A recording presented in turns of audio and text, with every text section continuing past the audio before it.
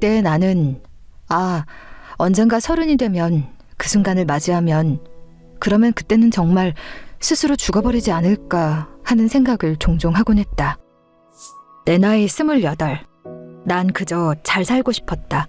엄마의 지병이 낫기를 바랐고 언젠가 어린 동생들이 장성하면 모든 게 다 해결되겠지 라고 생각하면서.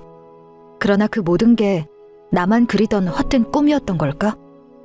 우리 집은 식구가 많았다. 그러나 벌이는 시원치 않았고 심지어 내가 대학에 입학한 순간부터 모치는 섬유근육통이라는 질환과 함께 각종 합병증으로 인해 더 이상 일을 할 수조차 없었다. 안 그래도 간신히 유지되던 가게의 반 이상이 박살이 나버리고 말았다. 그러나 아직 먹여 살려야 할 어린 동생들이 있었다. 그래서 난 나를 아끼지 않기로 했다. 그럼에도 불구하고 6명의 가족을 건사하기란 쉽지 않았다. 결국 가게에 한계가 왔던 어느 날 부모님이 내게 말했다. 나는 대출이라는 게 내키지 않았지만 사업자 대출을 1천만 원 받아 동네의 작은 노래 연습장을 인수했다. 그러나 부모님을 믿었던 게 잘못이었던 걸까? 아니면 다른 이유가 있었던 걸까? 가게엔 파리만 날렸고 가족들은 자리를 바꿔 다시 시작해보기를 원했다. 난 또다시 고민 끝에 빚을 졌고 그들이 원하는 대로 해주었다. 가족이니까. 그렇게 잘 살아보자라는 명목하에 하나둘 시작되었다. 정신을 차려보니 내 앞으로 지어진 빚이 한가득이었다. 매장의 상황이 더욱 나빠지기만 하니 하루 이틀 카드 대금이 연체되기 시작했다. 매달 갚아야 할 빚은 내 월급을 통째로 가져다 넣어도 티도 나지 않을 정도였고 원금을 줄이기는커녕 점점 불어나기만 했다. 하루하루 죽을 것만 같았다. 신용도는 바닥을 쳤고 더 이상 내게 대출을 해주는 곳은 없었다. 매장은 이미 애저녁에 망한 지 오래였고 사업자 대출을 받아 넣었던 보증금 역시 이리저리 찢겨 공중분해되었다. 부모님은 죄책감에 나의 연락을 피했고 동생들은 저 살 길만 쫓아 떠났다. 그 누구도 나를 돕지 않았다. 가족들과 잘 살아보고 싶은 마음에 스스로를 갈아댄 결과가 이것이었다. 수천만 원의 빚, 바닥을 친 신용도 엉망이 된 채죠. 하루에도 수십 번씩 오는 납입 독촉 전화, 불면증. 하지만 외면에 대한 충격에 무너질 틈도 없었다. 오늘도 출근을 해야 이 삶을 이어나갈 수 있으니까. 그렇게 오후 출근 준비를 하던 때였다. 어디선가 전화가 왔었다. 나는 멍하게 전화를 받았다. 발신인은 자동차 대출을 받았던 캐피탈이었다.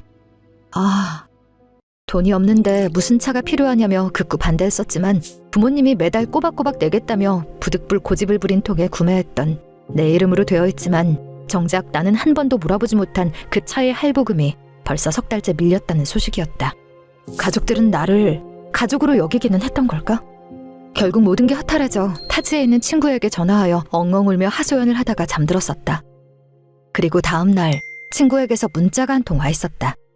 사실 처음 신용회복위원회를 방문했을 때의 기억은 흐릿하다. 지부에 도착해 담당자님을 마주한 그 순간까지도 믿지 않았던 것 같기도 하다. 내 빚 문제를 해결해 줄 수 있다는 말을 처음엔 잘못 들은 줄로만 알았다. 결국 나는 담당자님 앞에서 나도 모르게 울어버리고 말았다. 그분은 내게 조용히 티슈를 건네주셨다. 채무조정 신청이 끝나고 몇 주간의 기다림 끝에 다행히도 무사히 심사가 통과되었다. 이제는 빚이 불어나지 않고 한 푼이라도 원금을 줄여나갈 수 있다는 사실이 너무나 기뻤다. 신용회복위원회의 채무조정 덕분에 난생 처음으로 갚아나가는 것에 집중할 수 있었다. 약 1년 6개월 정도가 지났을 때 나는 까마득하게만 보였던 자동차 할부금의 완납을 이뤄냈다. 거짓말 같았다. 살면서 대출금을 다 갚는다는 게. 완납 증명서를 받았을 때 그날 나는 울면서 웃었다. 이게 희망이라는 거구나. 변화된 삶을 처음으로 오롯하게 인식한 순간이었다.